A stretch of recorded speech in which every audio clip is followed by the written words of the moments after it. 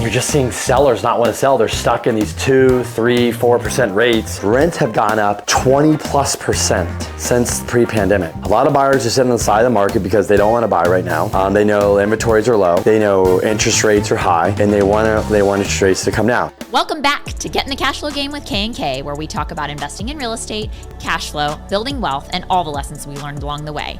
And if you can, do me a huge favor, please like and subscribe this podcast, share it with your friends and family. That way we can continue to bring you value every week and get bigger and better guests on the show. All right, this week on Get in the Cash Flow Game with K&K, it's only K, and it's Kenny. Sorry to disappoint you. Crystal, she's just not here. But anyways, guys, I want to jump right into it. This episode, I really want to dive into kind of like just take a step back and go, what in the world's going on in this real estate market? There is a lot of stuff going on right now. Since the beginning of this year, we've really seen the impact of the Fed raising rates. We've seen the impact of low housing inventory. We've seen the impact of banks, small banks, big banks, all the banks pulling back on lending. We've seen the housing of, we've seen the effects of inflation slowing, consumer slowing, all these things. And then also we're really starting to see effect of the big topics are obviously the banking debacle crash. Also, what else is going on out there, right? You're seeing, some retails go good, some retail sales pull back, and you're just seeing sellers not want to sell. They're stuck in these 2, 3, 4% rates. So you see these sellers stuck in 2, 3, 4% rates, and it makes 0 sense to sell their house. And so this episode, I just want to dive in and kind of give an analysis of all the stuff that we put out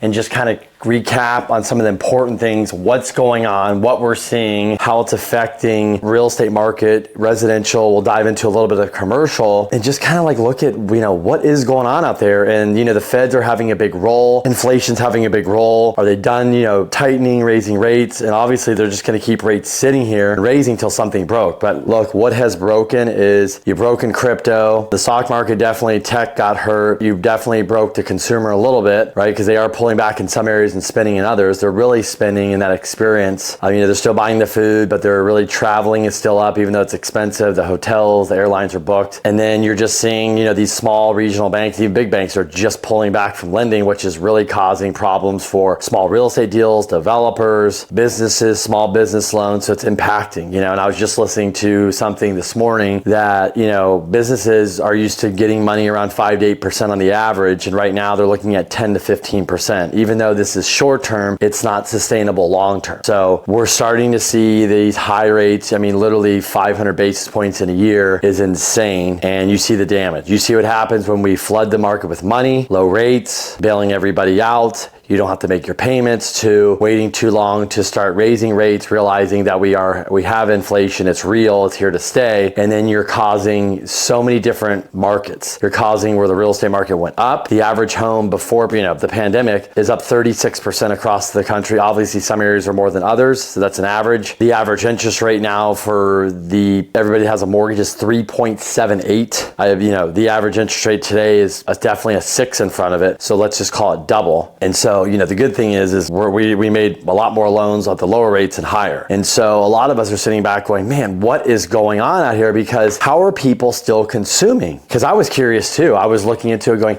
so how is it that people are consuming still? How is it that they have all this extra money? And so I started doing some research into this, and I was reading some articles, listening to a lot of smart people that I follow, economists, money managers. And somebody kind of broke it down. They said, hey, look, anybody that bought a home, let's just call it pre-2019, just bought a home, owned a home, they most likely refinanced and locked in a really low mortgage rate. That means a really low mortgage payment. And they did not buy at, these inflated prices with these low rates that happened in 2020, 2021, 2022. And still today, obviously home prices are way up. And so you have millions, tens of millions of people that are sitting on a low fixed interest rate with a low payment. Look, and when people did cash out refis during this booming, where the booming refi market was and the real estate kind of boom and all that, like I think $500 billion was taken cash out. That money has gone somewhere. It paid off debt, remodeled houses, bought cars, trips, whatever it was, right? Whatever they did, started a business, they took the money out. So a lot of people probably took out money, cleaned up their debt situation. They got one low fixed payment. And the other thing that's happening is we got to think about is the job market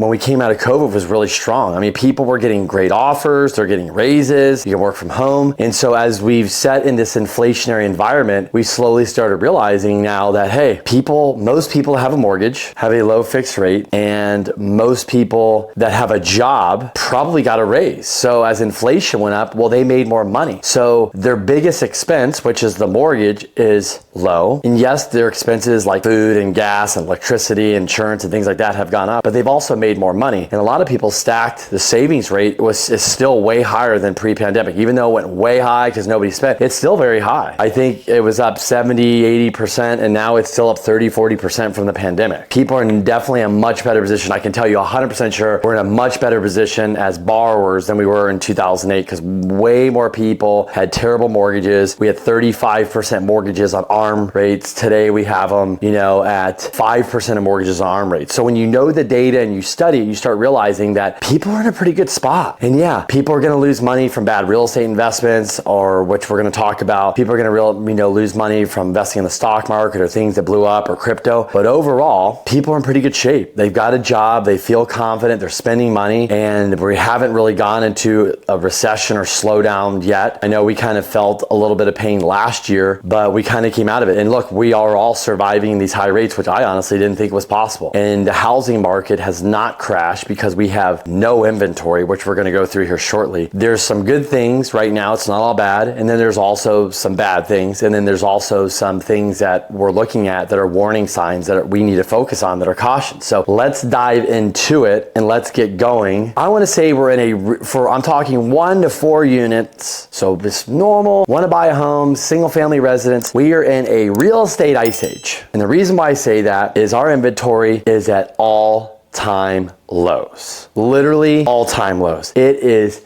terrible. It is a crisis right now. I can tell you, I'm sitting here in San Diego, and San Diego started at the beginning of the year with over 3,000, 1 to 4 unit properties on the market, all of San Diego. This San Diego is 3 million plus people. This isn't a small city. I don't know how big we are in the country, but that's not a small city. As I sit here and shoot this on right before Memorial Day weekend, so you guys have it, right here, May 26th, I think, there's 2,300, 2,400 properties on the market. And that's all. And if you took 1.5 million and below, I think it's like sub 1,000. So let me give you a couple interesting facts. Just let's take San Diego since I'm here, and I know a lot of you on the watch this are here. So San Diego new listings, right? So if we go back to 2021, and the crazy thing is let's stop and think about this. We are comparing listings to when they were super low already. So 2021 is not a good year to compare to, or 2022, because we still had low inventory, but we're comparing it to low inventory and we're lower than that. A normal time, this time of the year, of a normal market, normal in San Diego, right about May, June, July, we should be around 10 to 12,000 listings easily, but we're not. We're at 2,400, right? And we're not even growing. So check this out. San Diego listings in April for 2021, new listings was 2,830, okay? For 2022 is 2,613. And for 2023, it was 696 listings. It's basically 4 times less, remember, than the lowest of lows. So that's why I call it the ice age. It's where these sellers are locked up, they're frozen. Think about it. If you are a seller and you're selling your property today, let's go through it. Divorce, death, partner split up, flight to cash, you're moving your job, want to move up on houses, right? Like those are typical. Maybe there's more, you got to sell because you're behind on payment, short sale foreclosure. Before you get that, you're going to sell, right? So that's flight to cash, you're getting out of a situation. What you're not seeing is the normal, I'm going to sell my house and move up from the starter home. And in California, I know in Texas or Oklahoma, you might go buy your forever home because it's $350,000. I don't need to buy anymore. But in California, typically you have a starter home and then you might move up to 1 or 2 more homes because it's expensive here. And so you get in and then you move up. So we're just not, the sellers are stuck. It's an ice age. They're trapped. They're trapped. They've got a low fixed rate. They've got a locked in payment besides taxes, insurance that could change. They might have pulled cash out, put it in the bank for a rainy day, or paid off some debt, or redid their house. So now they feel it's like fresh and new, the kitchen, the backyard, all that, right? Maybe re-landscape because of COVID, they were locked in there. I know the nurseries are growing crazy here. But the other thing is, if they sell to go buy another house, it's so much more expensive. So the price is more expensive. The taxes are more expensive. The The insurance is going to be more expensive. The payment's more expensive. The rate's more expensive. Where's the motivation? It's very, very minimal motivation, right? So hold it flat right there. Let's go. Come on, go lay down. So there's just no motivation. So with that being said, there's the housing crisis 2.0, which I'm calling, is you've got that person that eventually there's going to be a number of people that need to trade up. They need to get out of the condo and get a house because they're trapped there because they got kids and family, they're growing out of it. But what I'm hearing, what I'm reading, what I'm seeing when I talk to people is that I wrote an article about this week that the accidental real estate investor, meaning that if you have a house that's locked at a 3% 30-year fix, let's just call it. Your mortgage payment's $2,500, $3,000, $3,500, whatever it is. Rents, right? We didn't even get a rent. Rents have gone up 20+% since pre-pandemic. So everybody's locked in, but rents have gone up. So you're sitting here going, okay, I'm going to sell my house to buy this new house. And all of a sudden you start looking going, wait a minute here. I've got some money in the bank. I can put a little bit down. I can, get money from mom, dad, whatever. I got options. Why am I going to sell my house? My payment's $3,000 and I can rent it for $5,000. I can make $2,000 a month. Yes, there's expensive to run it, but let's just keep that aside. Let's say worst case, you make $1,500 a month. Then you're going to go buy that new house. Yeah, it's going to cost you more, but all of a sudden you got $1,500, $2,000 of cash flow. And I'm using a place like San Diego. I know other parts of the country it could be $500 or $1,000, but their mortgage payment's going to be less. So it's all relative. And people here, yeah, you might owe $3,500 a payment. You're making $6,500, $7,000 on a house. Yes, that's the rent. It just depends on where you are. It could be a big, so you can use that cash flow to offset this new house. But then you have an investment property and you have a lot of equity locked up. And for the future, it's like a retirement plan. You could sell it one day. You could tap into that equity. You could, sell that and trade out of it into a bigger property. So there's options here. So that house that you want to keep because you can cash flow because it makes sense and you don't need the equity to buy something. And maybe you do take a little bit of equity out, or you already did, or you take it out on a HELOC, $100,000. Yeah, the HELOC rate's high, but you're still cash flowing. You still want to keep it, but then you're not going to sell the house. So that's inventory that's not going to hit the market. So there's the housing crisis 2.0 that I've been mentioning and talking about. But let's take some stats here. So in a recent article by Housing Wire, 70,000 new homes are available across the US right now, which is all-time low. That's new construction. 263 homes are under construction that are due in the next 4 to 5 months. 100,000 homes have not even been started. So there's just still nothing. I think there's 400,000 or 500,000 listings on the market in the US. Mortgage rates have ticked up since this debt crisis, right, going on.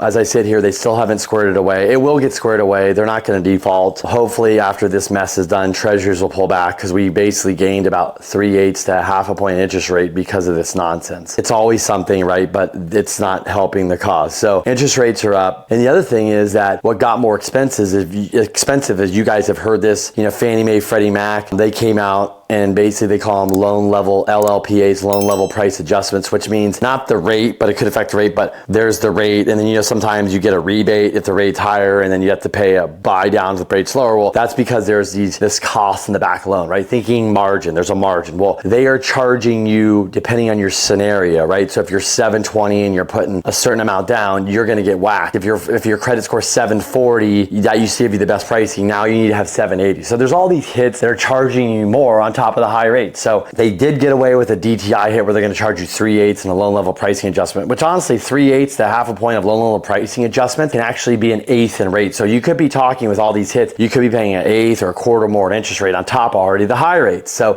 it's not really helping. But the head person of Fannie, Freddie, FHFA, they're basically sticking to their guns and said these hits are warrant. We should have done them a while ago. I don't think they did anything with the pandemic and they left rates low. So these are warranted and then they need it because they need the money and all this stuff. So those, as of now, those loan level hits are there. If you buy a second home, they're hitting you. If you do cash out, they're hitting you. Fannie and Freddie came out and said, unless you own a property for a year, you can't even do cash out. So there's just a lot of different things that are going on here that are affecting rates that are going to affect buyers. And then let's wrap up on the housing. So what is happening here? Well, a lot of buyers are sitting on the side of the market because they don't want to buy right now. They know inventories are low. They know interest rates are high, and they want interest rates to come down. What do they want to come down to? I don't know. 5% seems to be this psyche of a rate, but let's be honest, that's going to probably take some time to get there. But I don't think they realize that if rates go down to 5%, and even if we get more inventory, we're going to have a major problem here. It's going to be housing crisis 3.0, where things are going to get so inflated again. We're going to just have another housing bubble, in my opinion. So So,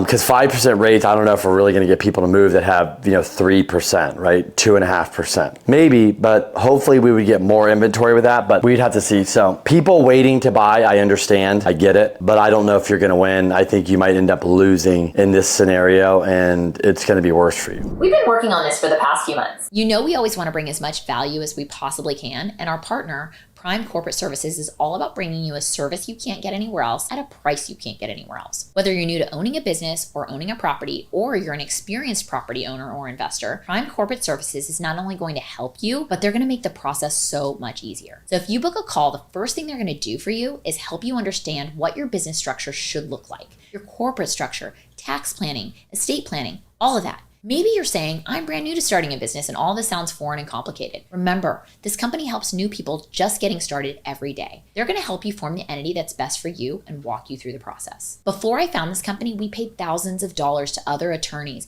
CPAs, and consultants to try to understand exactly how we need to be structured to be as protected as possible. We've also gone the other route and used online platforms to form entities which unnecessarily put us at risk. You guys, you don't have to do that with this company. They'll do all of these things for you at a reasonable price, so you never have to think about saving money at the expense of exposing yourself to liability. We've searched high and low, and you will not find this much value anywhere else. All you have to do is schedule a free call today. Just go to primecorporateservices.info/GITCG.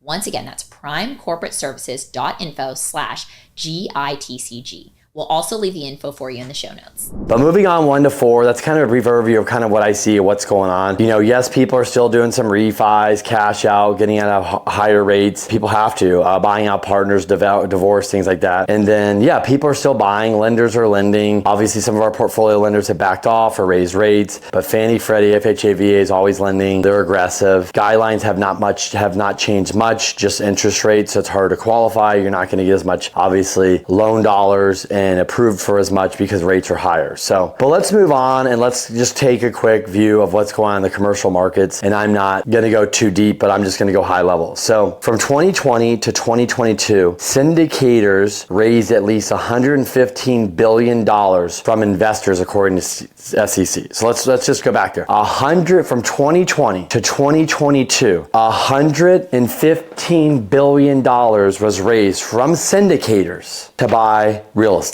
The problem that we're finding is a lot of the money that was raised, a lot of these syndicators that bought stuff, not all, but a lot of them were new to the business. They just got in, they took a class, they took a course, they were in a mastermind, whatever, which is great. But a lot of them might have not listened to their, teacher. They went a little too aggressive. They started getting cocky because I bought 500, 1,000 units. And a lot of these people hadn't even made cash flow yet. They're just buying, right? They're acquiring. The rents are going to go up. Rates are going to stay low. This thing's great forever. And then what happened is a lot of them started to get different debt. So instead of the traditional, I raise money, I put 20 to 35% down, I buy a deal, I do a 7-1, 10-1 IO with Fannie Freddie debt. If I'm losing you guys, you can look this up. If you guys understand this, you know what I'm talking about. They lock in that deal and they go in there and they take the cash and they value add it over time, fix it up, raise the rents, and they may hold that property 5-10 years. But what happened is people were paying these low cap rates in these outlining areas like in Texas and Arizona and all this, and they're doing crazy debt. So they were saying, instead of that fixed debt, I'm going to do 80% leverage on this property, and then I'm going to do a floater rate that's to margin over the 30-day LIBOR. That's, the rate's 3.5, I'm winning. And they didn't realize the LIBOR is going to go from 0.5 to 5. And now their rate is at 7, 8, 9%. They can't make the mortgage payment. They can't raise the rents. The property's a mess. They didn't, do this.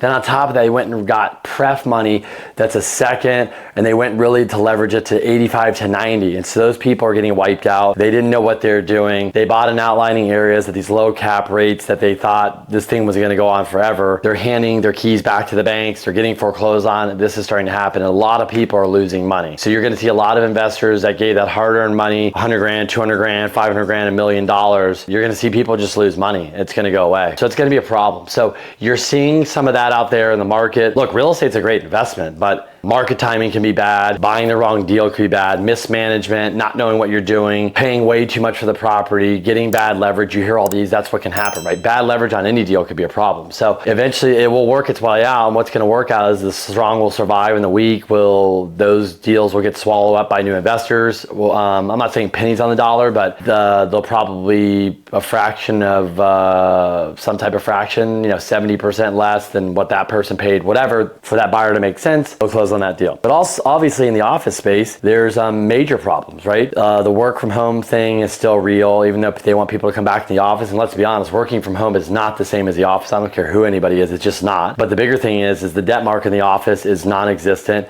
Office buildings, there's stories that were valued at $300+ million, selling for $60-80 million in San Francisco. So office buildings, some of these have lost 40-50% of their value. Investors are getting crushed there. Lenders are getting crushed there. People are trying to do construction loan. The debt's super high. So there's all these things going on in the commercial market. And really what it's coming down to is high rates are crushing it. People that overpaid and got bad leverage are getting crushed. And then the new debt market, there's just no money. I mean, financing for real estate, commercial real estate transactions, depending on what kind of debt it is, it's down anywhere from 70 to 85%. So there's just not much going on. It's like housing. There's not much inventory. Sellers are sitting on their property. They're cash flowing. They're not there. Buyers that are, the bigger buyers out there, they're stacking cash. They're looking for deals. A lot of them aren't buying. They're just patiently waiting for this to see what happens, but they will buy, but they're just not buying right now. So there is a lot of opportunity out there, but there's also a lot of issues that are going to come from buying a deal that didn't make sense, over leveraging it. That's going to unravel. People that are on adjustable rate mortgages and they can't refinance, that's going to be a problem. So, you got $1.5 trillion of debt due in the next 2-3 years for commercial loans. That's got to get shaked out. If the banks are under pressure, are they going to be able to refinance? Are they going to work the loans out? Is the private sector going to come in? Is the government going to come in? We just don't know. And so last but not least is if you're a real estate investor, if you're any investor and you're sitting on cash, you can simply go put it in short-term treasury bills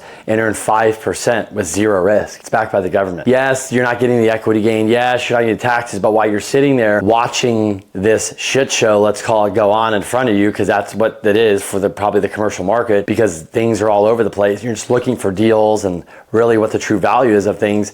You can sit there and make 5% on your money, right? So anyways, that's kind of it for this week. Just want to jump in and overview of what's going on in residential, some little bullet points of what's going on with commercial. Look, commercial, yes, there are lenders lending. They're doing owner user, they're doing investment property, multifamily, they're doing stuff. Obviously rates are higher. Yes, they're being pickier. Yes, you might be with a bank and they're not lending right now. They just simply are not lending. They are recalibrating their balance sheet. We had a podcast that just came out last week. When this gets released, you guys should go watch with my friend Sean Puckett. I'm talking about the banking crisis, what's going on there. But look, a lot of banks are having to stack cash, get their balance sheet back up. Some of them lent way too much money at a low rate, and so they're only collecting at 3%, but they've got to pay the CDs, the money market accounts, and their account holders, right? They got to pay 4%. So you got to remember, they got to get the money from somewhere. So a lot of rebalancing the balance sheet. Some lenders that did not over lend, they were smart about lending, were conservative, didn't go crazy, didn't have the lowest rate. They're lending, they're active. Yeah, rates are high, but they're there. So if it's not that nobody's lending, it's just not as much lending is going on out there, a lot less, 70% less. Between residential, commercial, there are deals getting done. There's deals getting financing. We're doing them every day. My wife's doing them every day. So we know they're getting done. And then so for a lot of you guys listening, it's like, where is the opportunity, right? So for commercial, multifamily and stuff, I think a lot of people are waiting to see what the opportunity was going to bring. And in the residential market, if you're buying your primary residence, my thing is the opportunity is if you buy now and refi when the rates go lower, I think you're going to be in a great position. I think if you wait for the rates to go lower and that's what you want to do, that's great. You are going to have a longer line of people. You're going to be dealing with, instead of, the 10, 15 offers I'm seeing now and the overbidding, you're going to be dealing with 30, 40 offers and way overpaying. I mean, we had a scenario this last week where $850 purchase price. I called the agent, said we're going to submit an $870 offer. Just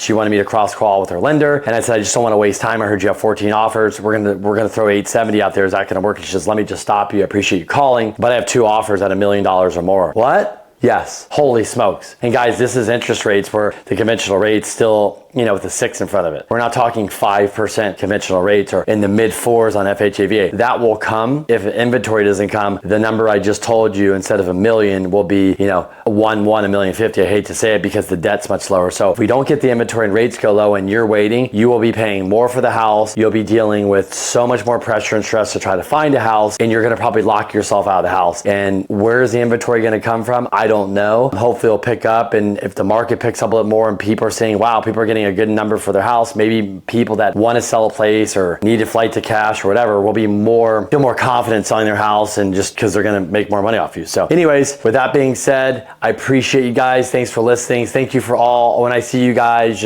I appreciate all the good comments, all the feedback. I always hear good things. I don't know how many episodes we are now, but I love doing the podcast. I love sharing. I love educating. We do spend a lot of time behind the scenes, researching, studying, talking to, listening, reading blogs, all that stuff to bring you guys what we think the latest and greatest is in the real estate market. And a lot of it today is it's great hearing from other people, but it's also great to know what the heck is going on out there and breaking down some of this news. And that's why I want to have this today. So if you guys could do me a huge favor, I'd really appreciate it. Hey, share this episode with somebody. When you have 5 minutes, if you're listening to it on Apple, could you give us a 5-star review? Could you like it, comment on it, share with other people? I do really appreciate the feedback, any reviews, anything at all. And I'm excited for what's coming. I think we're definitely going to get more into the podcast season. A lot more guests are going to be coming on. We got some exciting things we're working on in the background that I keep mentioning. One will be released pretty soon. Another one is just in the works. It's an exciting year. If we can help you guys at all, we do talk to a lot of people, answer real estate questions. We're always here. I focus on 1-4 financing. Crystal does commercial financing. If you guys don't know our story, go check us out. We used to manage about 1,500 units. We built our real estate portfolio ourselves. Crystal and I've done over $3 billion of loans. And so we have a lot of experience. So we talk to a lot of people every day, all day long, whether it's buying a primary or buying an investment property or complicated financing scenarios. So we do it all. We're really good at it. If you're asking me for advice on how to fix your car or to come out and help you rebuild your kitchen, that's probably not something I'm going to be good at. But if it comes to real estate advice on financing or opinions or tenants or things like that, we are really good at what we do from experience, a lot of hard work. So again, I appreciate it, guys. Have a great weekend, and we will see you guys soon. Thanks so much for watching and listening.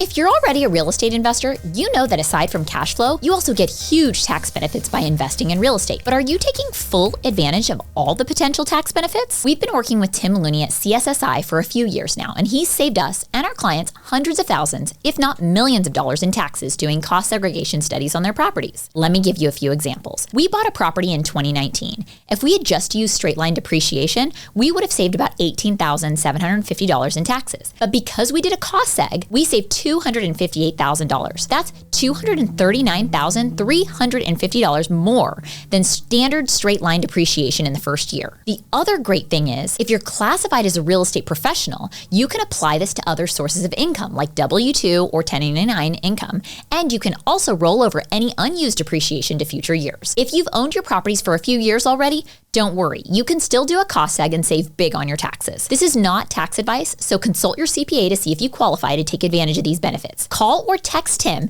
at 318-469-9861 to get your complimentary property analysis. Once again, that's 318-469-9861. And I'll also include his information in the show notes. You guys don't want to miss out on these tax savings.